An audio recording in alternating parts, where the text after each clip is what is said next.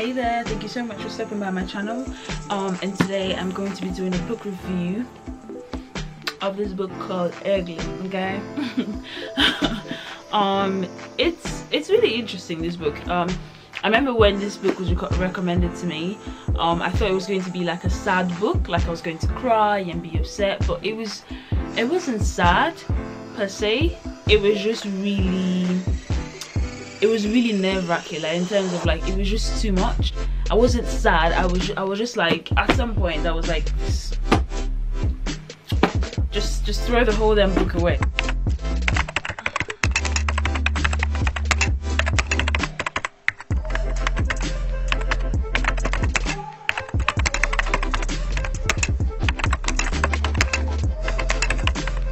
But hey, this book is a really interesting story.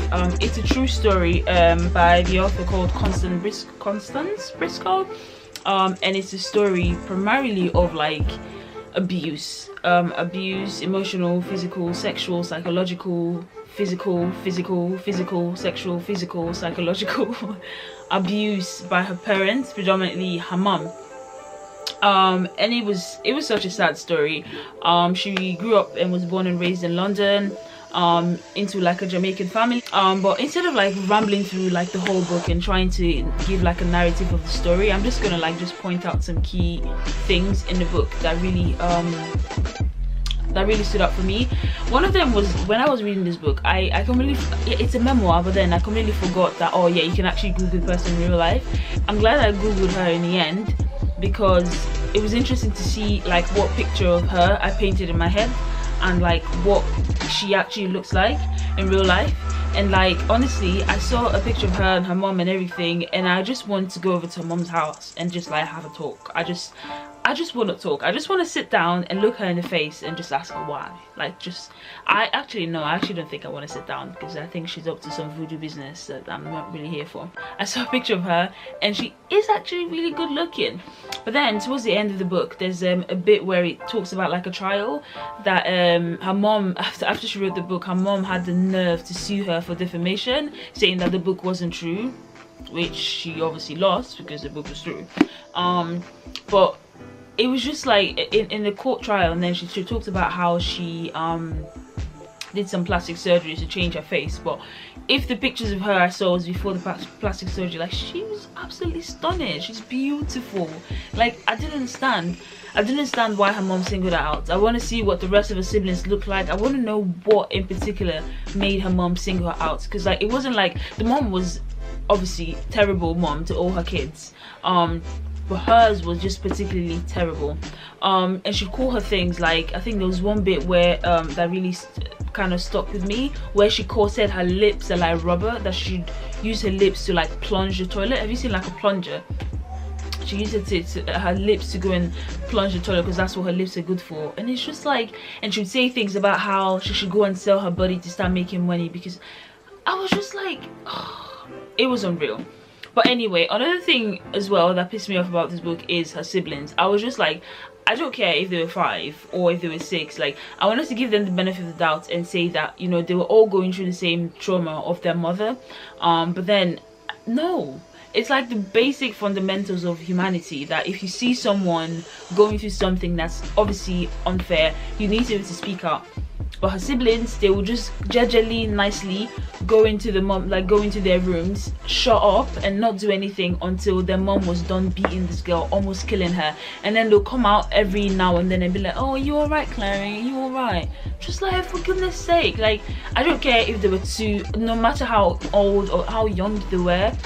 I felt like they were just terrible people as well. Like, they were just like, for you to see something happen to someone and not say anything means that you're okay with it. I'm sorry. Like, they had so many times to stand up for this poor girl and they didn't. So I understand why she really didn't have much of a relationship with her siblings, because if it was me, I wouldn't. Another thing as well that really stood up to me in this book was the bit about like voodoo and where their mom was doing like some type of witchcraft. I was just like, I didn't understand what was happening. I was so confused in that chapter of the book.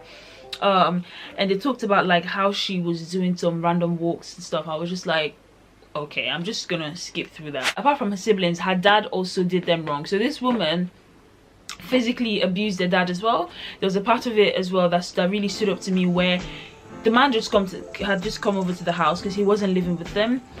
He'd come over to the house, and then I can't even remember, the mother like just stirred something up, and next thing you know, best believe this woman had some scissors in the guy's, like, in his stomach.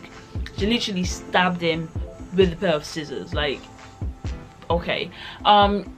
And he didn't press charges. I think he got like an ambulance, went to the hospital and everything, but he refused to press charges. And I feel like that is like one of the worst things he could have done as a father. Like, he should have known that for the woman to be this crazy to stab him with a pair of scissors when he'd obviously not even, it wasn't like there wasn't anything to fight about.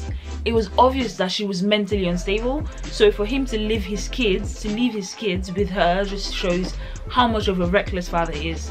Like, I don't care, like later on, like he would be the one to like bring them, because their mom just refused to like associate with him. Like, she got like some random guy that was staying in the house, we're going to talk about in a bit, the random boyfriend, partner, whatever, in the house, and she wouldn't really let their dad see his kids. Like, he would be the only person to like buy them like shoes and Christmas presents and all that kind of stuff, and she was just like, she wasn't even having it.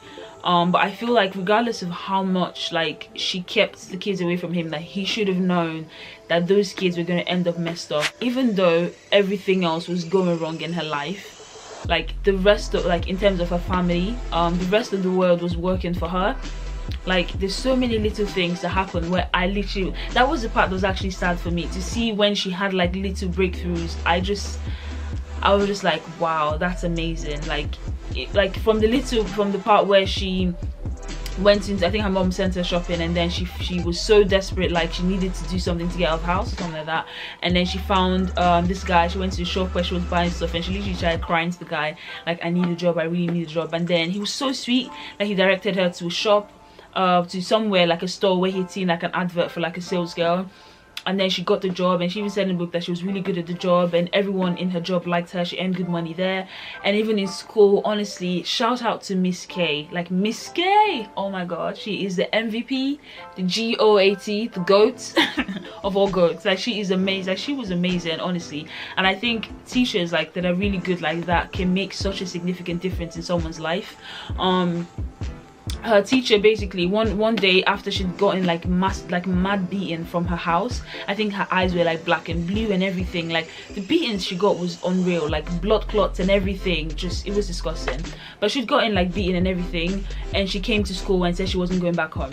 But one thing that I really want to add though is, how can you see a child, like in this day and age, thinking of it, like how can you see a child that has obvious wounds all over their body and not even just go and arrest someone in their house? Like, how please?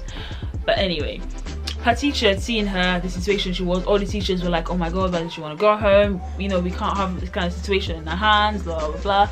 But this one teacher, Miss K, was like, you don't want to go home, that's fine, you can come home with me, you can stay with me, you can live with me. And the teacher actually took her in with her, and she stayed with her for weeks on weeks on weeks. It was so sad what actually happened to Miss K, and she traveled to Poland. I think she was Polish. She traveled back home, and she had an accident where one of her legs had to get amputated, and she came back, she had one leg. And then it was really sad because when she was going away, she told Claire that she was going to come back and they were going to obviously still live together, but obviously she was going to need care, and she refused to let Claire stay with her. That was really such a sad situation that happened with the teacher, and I don't know if she's still alive, but if she is, man, God bless that woman. She was amazing. Another thing as well was how, like, I feel like going through what she went through, like, she was meant to be scarred for life. She probably is, but she was meant to not go anywhere. She was meant to like not be anyone. Like, to go through what she went through in this book and still be anything, that's a freaking miracle. That's amazing. Like, I love how relentless she was, like regardless of what was happening in her life. Like, it's from the little things, like how she would still stand up to, oh, actually basically the mom's partner, partner guy, he literally was doing the most with her. They were always fighting and everything. At some point she took him to the police, and then the police basically told him, if you do anything to this girl again, like you're gonna get thrown into jail. And that kind of stopped him for a bit. But they had such really bad fights. Like, it was terrible, like pushing her head through windows and things. Mate, it was really bad. But I think with what she went through in her life, I don't know how she became, I think she was like became a judge in the UK, and it's just like, how? She was relentless. Like the partner, her mom's partner, like even after the guy had beat her so many things, like she would still talk back to him. I'm just like, girl, do you want to die though? Are you suicidal? Actually, yes, she was at some point. Oh my god, it was so sad, but she was really suicidal. She, in church, they were talking about how, I don't know, I'm not sure if it was in church or in school, but she went to like a Catholic school, and they're talking about how your life isn't yours to take, and so obviously it's a sin to kill yourself. And then she was like, you know, talking about how like she's dirt and she's like she's a germ, and literally trying to rationalize that, oh, God would understand that she needs to take her life because she's not, this is like she's not meant to be here. And like I think because she thought she's a germ, because that's what her mom used to say to her, like, oh, you're a germ and things like that, she literally drank bleach to kill herself. That was really sad. That was just so sad. But I'm waffling, but just the fact that she was relentless. She would talk back to her mom, talk back to the partner. Like even one time, I think he was walking past her and she was like, she called him a fool. I think at this point she was like 14. She called him a fool, and then he was like, who you calling? You calling me stupid fool? This is my Jamaican accent. And then she was like, who you calling? You calling me a fool? And she was like, no, I'm not calling you a fool, I'm calling you a stupid fool. Like she was brave. Like she was really, really brave. Like she was so relentless. And I don't know how you can still have that much resilience in you when people all your life have tried to break you. Like that was just freaking amazing. I was just like, wow. Like, and I think that took her far. Best believe she found a job. Like at 14 she was going to school, like high school, and working like 3 jobs. How? Like she'd wake up in the morning, go to a cleaning job, come back to, she worked so hard. She was so relentless. Like she'd found I think it was like a mentor, someone who she said was going to, there was a word that they used for it, I can't remember, but she found someone who she was like, oh yeah, I'm going to be a barrister. She was like, I'm going to be a lawyer. You know, she literally, I can't remember where, one of the experiences where I think that was her first experience of like a lawyer, and she was like, yep, I'm going to do that. And so it's just examples of how she can still want to pursue anything. She can still be hopeful. How can you still, like, she went through so much. Like I think every normal person would have been bloody hell in jail, wherever else. And she finished her GCSEs, did her A-levels and everything, and she went to uni. And it was really, really amazing. I think it was so cool how she went to Newcastle University, and in the book it talks about how she was boarding the train. This was like 1960 something, no, 1979. Oh yeah, 70s, late 70s, and talking about how she took a train from King's Cross to Newcastle. And I was like, rah, like it's amazing how like even in developing, like because of it's a developed country and like things don't change that much. Like I used to take trains from King's Cross to Newcastle all the time, like when I was living in Newcastle 2 years ago, and it's like it's weird, but it's interesting. But anyway, I'm sidetracking. So yeah, I think she basically, this was just a book of hope, and I think it's really sad what happened to her. I think it's amazing that she turned that out to be like a hopeful thing. I don't understand how she could still hope for anything, just after being through what she's been through. That was hands down one of the best things about this book. Just to be resilient, like no matter, like honestly, it's just like no matter what happens in your life, like you can always turn it around. That's the message of the day. You have to like have I'm really screamy, like things to do with like blood and stuff like that disgusts me, and this book goes into detail. Like it goes into detail. Like there's one bit where her mom, basically, actually I need to talk about this because this really stood out to me. Her mom, yeah, she was cleaning chicken. You know how when you clean chicken, like chicken thighs, like the knuckles, the knees of the chicken sometimes can have like extra hairs on it, and I think she missed a couple of hairs, and the mom literally came into the kitchen. She was cooking, she was like, there's a couple of hairs there, like, did you not see the hairs, blah blah blah blah. Oh, so you can't clean the chicken properly? Sit down, I'm gonna show you how to clean chicken properly. Basically told this girl to sit down, carried a knife, a freaking knife, and just sliced her arm. I was like, oh my god, like how? I always think, or people in general always say that a mother's love is literally one of the strongest things. Well, it can also go so wrong. Like how can you hate the very child that came out of you? how?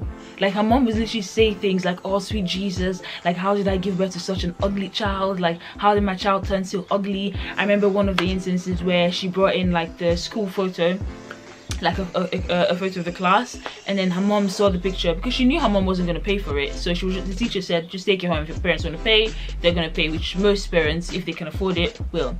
My mom saw the picture and literally started taking a piss out of the girl, like you're so ugly, like you're so ugly, goddamn, like what have I done wrong in my life to give birth to a child as ugly as you? And that was just like I don't even know. But another thing I think, apart from like the hope that this book genuinely has in terms of like turning your life around regardless of your circumstance, is how she still managed to find joy in little things. Like she'll talk about, I remember the party she and her sisters went to, when her mom would recycle, her mom would basically take her toys away from her and then regift it to her like every 2 years for Christmas. I think her mom was mentally unstable. I'm just gonna let that out there. I think how she just managed to find hope in little things, just joy in little things. Like she talked about her pretty dress and how she was just getting a beating, and she would take out the dress. The way the book is explaining, like she would take out the dress because it was a pretty dress and she didn't want to mess it up. Like, how can you still think of things as being pretty? And it just, she would just I don't even know, man. She found a way to just find joys in little things, like in just really random little things, and that was also really amazing. But anyway, it was a lovely read, and if you're interested, get a copy. I don't know why I keep saying get a copy, because it's not my book and I shouldn't be asking anyone to get a copy, but it's a nice book, so if you read, why not?